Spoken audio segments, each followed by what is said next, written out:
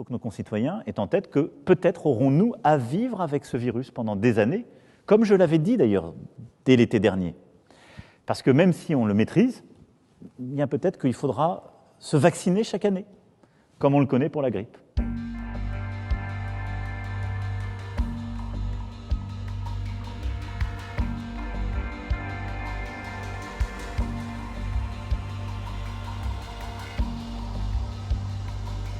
Je tiendrai l'objectif sur lequel je me suis engagé auprès des Français. Nous avons tenu nos objectifs numériques de vaccins.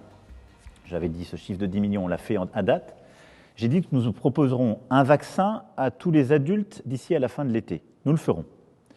Et donc je pense qu'en 2021, nous serons en situation de vacciner toute la population qu'il nous faut pour nous protéger. Ce que je ne sais pas vous dire, c'est est-ce qu'il y a des nouveaux variants qui vont arriver. Et s'il y a un variant qui est résistant à ce vaccin, vous voyez bien que ça change la situation. Là où je suis plus optimiste qu'il y a quelques mois, c'est que nous avons maintenant une capacité de recherche et de production qui fait que nos meilleurs scientifiques et nos industriels nous disent, même s'il y avait des variants sur ce virus-là, nous serions environ en 80 à 100 jours nous adapter et trouver un vaccin qui permette d'y répondre. Par contre, il faut que nos concitoyens aient en tête que peut-être aurons-nous à vivre avec ce virus pendant des années, comme je l'avais dit d'ailleurs dès l'été dernier.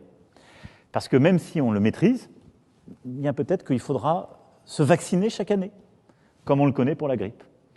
Parce que nous ne savons pas dire aujourd'hui combien de temps dure l'immunité acquise quand on a eu le vaccin, quand on a eu le virus, et on ne sait pas dire combien de temps dure l'immunité quand on a été vacciné. C'est trop tôt encore, on n'a pas le recul. Et donc peut-être qu'il faudra faire des rappels vaccinaux réguliers. Et peut-être que chaque année, il faudra se revacciner contre celui-ci. Cette crise sanitaire, j'ai entendu qu'elle a conforté certaines de vos convictions. Est-ce qu'elle en a bousculé d'autres?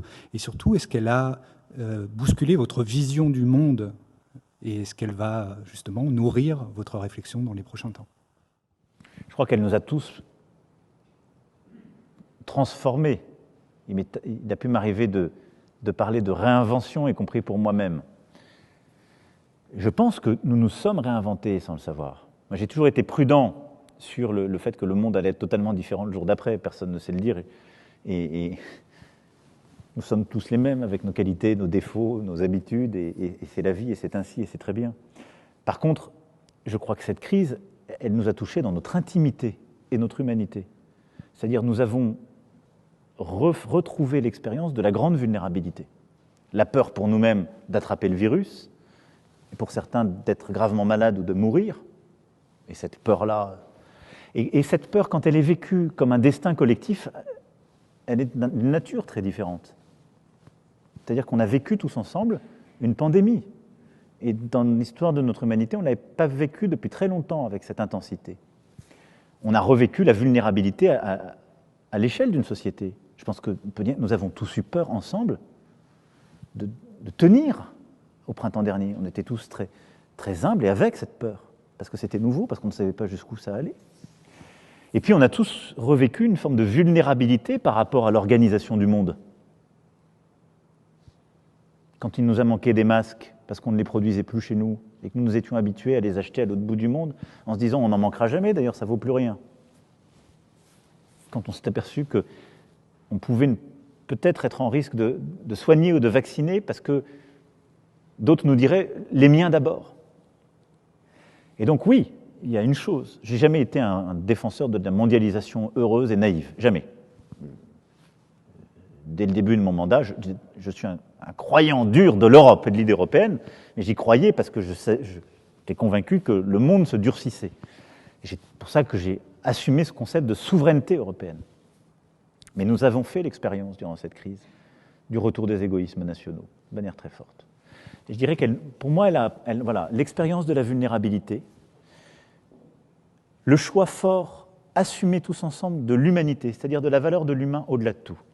On a tout fermé pour défendre des vies, et on a fait un choix collectif, assumé, de mettre l'humain au-delà de tout. Et même quand on a décidé de ne pas fermer, ça a été le choix de l'humain, c'est-à-dire de nos enfants, de la santé psychologique, des équilibres du pays, de l'humain, des vies qu'il y avait derrière les chiffres. Et puis la redécouverte du fait que l'Europe est une entité qui nous tient. Parce que même si l'Europe a été lente, a eu des défauts, La réponse économique, on l'a construite en européen. La réponse sanitaire, on l'a construite en européen. Et moi, elle a conforté cela. Mais elle a conforté aussi les égoïsmes qui reviennent, les divisions qui sont là, et notre très grande fragilité. Et donc, elle a conforté la nécessité, pour moi, de sortir de cette crise en ayant des choix encore plus clairs, plus marqués, qui est de tenir l'unité du pays qui en a infiniment besoin, mais de réembrasser une ambition qui n'est pas simplement de réforme, mais qui est une ambition de civilisation pour notre pays. C'est-à-dire de choisir son avenir, mais de le choisir en développant notre modèle. Parce que tout se tient. Quand je dis on doit avoir de la souveraineté technologique industrielle, c'est aussi parce que nous avons des valeurs, et nous l'avons montré dans cette crise, qui ne sont pas les mêmes que celles des Américains, dans les choix collectifs qui ont été faits, que les Anglo-Saxons, et a fortiori que celles d'autres pays. Nous avons fait des choix pour la vie humaine, nous avons fait des choix pour l'égalité et la solidarité qui sont très européens, parfois même très français. Et si nous voulons les défendre dans ce monde qui vient, on doit avoir la capacité de le faire, et donc la matière économique, industrielle de recherche pour cela. Ça, c'est un projet de civilisation, de société, un projet de nation, inclus dans l'Europe, qui n'est pas simplement un projet économique.